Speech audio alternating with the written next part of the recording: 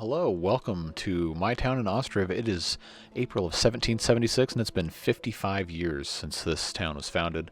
We have 1,029 residents, and yeah, I just want to show you guys around the town a little bit. This is actually the third time I've tried to record this video. My computer is having a hard time handling. Oh, somebody died, 1,028. Never mind. So, 1,028 people. I'm sorry. But, changed some settings in OBS, and it seems to handle it fine. I don't really understand why it's always such an issue trying to record this game. CPU usage is at 0.5% right now, and the graphics card is not currently on fire, so I don't know, something's messed up. Anyway, so this is the town. You can see the town off in the distance starts to fade out into the fog. I think that's kind of cool. But yeah, there are, off the top of my head, I was going to do a cinematic thing where I would show all the different types of buildings in the town and have a voiceover and all the different text appear on screen for how many I have, but considering it's taken me an hour and a half just to get the game not to crash while running OBS with this file open, we're just going to overlay the text on the screen when I kind of move around the city here. So this tannery right here currently employs the oldest resident of the town, Nestor right here. He is 109 years old and he is still working. He lives he lives with his daughter. I guess he would have moved here with her and her husband, but the husband's dead. I think the kids, I have no idea where they would have moved to. But this is already starting to chug. So I'll get to a nice little spot to do kind of an overview. I don't know, there's so much stuff in this town. It's hard to get. I mean, you really can't get everything in one view. But there are 305 houses. There are 1,028 residents, 689 adults, 317 cattle, 80 pigs, 417 chickens, including hatchlings, 22 horses, 9 platforms, 47 wells, 3 forestries, 8 farms, 2 windmills, 7 chicken coops, 15 cowsheds, 4 pigsties, 7 slaughterhouses, 2 tanneries, 35 hay dryers, 3 carpentries, 8 charcoal piles, 3 smithies, 1 clay pit, 1 lime works, 1 lime kiln, 1 stone mining camp, 3 tailors' workshops, 3 weavers' workshops, 1 shoemaker's workshop, 1 saddlery, 1 thatchery, 2 oil workshops, 4 boatyards, and 14 fishing docks. There are 87 hay barracks, 8 granaries, 7 warehouses, 1 trading post, 32 market stalls, 10 wagon sheds with 3 wagons each, 2 stables, 28 cart parkings with 4 carts each, or 112 carts, 14 bridges, 125 burial plots, 2 chapels, and 1 church. That is quite a bit. So right now let's go into the town hall here, and let's take a look at the economics. So ignore the previous year where it's about negative 800. If you'll notice, the import did not keep up with the export, so that's why that's like that. But the budget is pretty balanced. I do have the basic monthly wage set to 0.2, market products priced to 10%, and village house rent to 0.05. Now, somebody on the Ostriv subreddit did make a post saying that this was the optimized way to do it or something. I think they might have not been charging for rent, but I tried to follow it as best as I could. For a while I did have the town set to something like 2 or 2.2 regular wage, and that's why some of these people have just a ton of money. Fun fact, these 2 houses, I believe, these 2 houses are the last 2 remaining original settlers. This woman's husband has died, and I think the children have lived in another house somewhere in the town for a while. And these people's children have also moved somewhere else in the town. And then I think one of these, this house, was the oldest original settler that did not move in the first 9 families, settled 52 years ago. A lot of people have moved out. Like I said earlier when I was doing my economic adjustments, there was a lot of people that left. If you watched episode 31 of my Let's Play, I'll just keep moving around here so you guys can see some different stuff.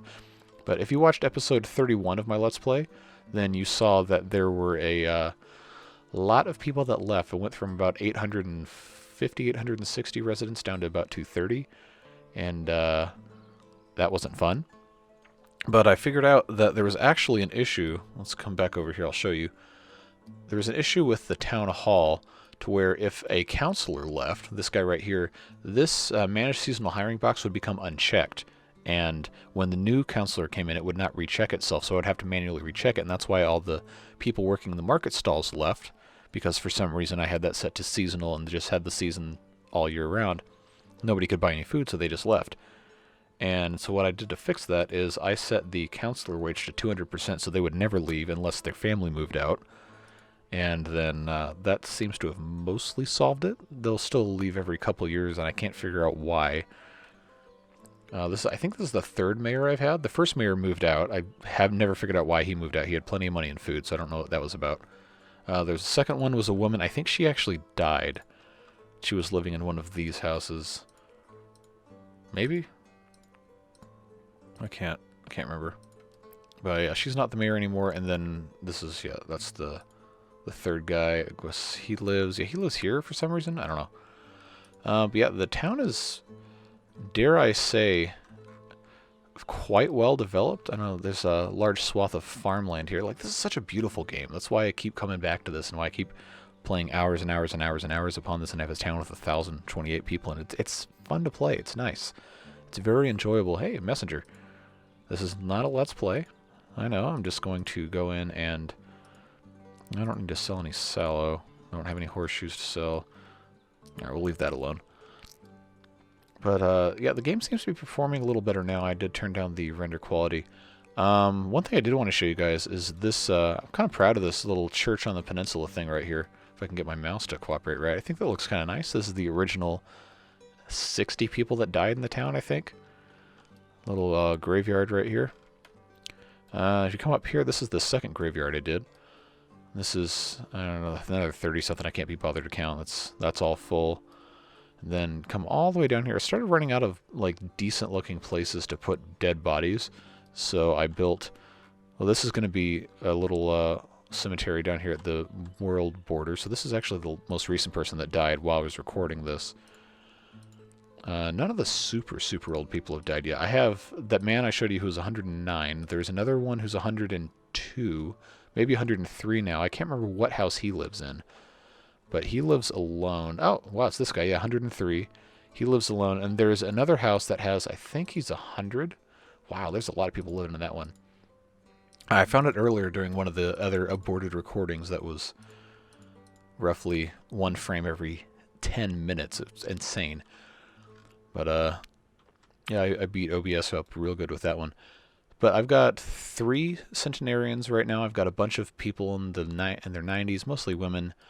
Let's see, I've got a bunch of men and women in their 80s. I already showed you guys this part. I got a bunch of these big old houses, areas right here. Every empty farm, every fallow field is being used as a cow pasture, which helps keeping the nutrients going back and forth here. I was trying to build up here, but it's saying the area is inaccessible for some reason. I don't really know what's up with that. But yeah, this is what a town looks like with 1,028 residents. I haven't seen anyone else do one with this many residents. I know I'm probably not the first, but this is the first one that I've seen. If you happen to see any others, link them in the comments or just let me know, because I'm very interested in checking them out. I know there's a lot of people have different styles of play, and people will definitely not make the same decisions I did. But I don't know, it's just fun to see what different people do. Like, I did a lot of grid-based stuff, but I also kind of tried to do some things that were like following the curve of the river, like right here, everything. I just wanted it to be kind of a nice mix, and you see that as well. But yeah, I mean, the town is stable, aside from the game crashing every once in a while just because of the sheer volume of stuff that's in this town. Like, economically, everything's fine. You see, now we're up to a surplus of 324. It's because I have done some export, and the sales and everything will catch up eventually. And then labor will obviously get a little bit more as we start doing harvesting and everything. But, I mean, it's pretty stable, all things considered. I might have to adjust it a little bit. But, yeah, I mean, this is about as optimized as I can think for town design. I'd mostly try to stick to centers around farms, granaries, and markets. So I'll have a bunch of houses centered around that. Like, this is probably the best example right here. Then you also have a place like over here where the granary and the market is over here with a couple of production buildings and a bunch of houses, and then the farming is over here. Same kind of thing up in this area. And then up in here. This is all the new houses I built in like episode 32, I think, trying to get to 1,000. But yeah, I mean, I can't really think of anything else. If you have anything specific you want to know about the town, let me know in the comments below. But yeah, that's about it. Thank you guys for checking out the video. I really appreciate it. And as always, we'll see you in the next one. I got plenty more content coming. Don't worry.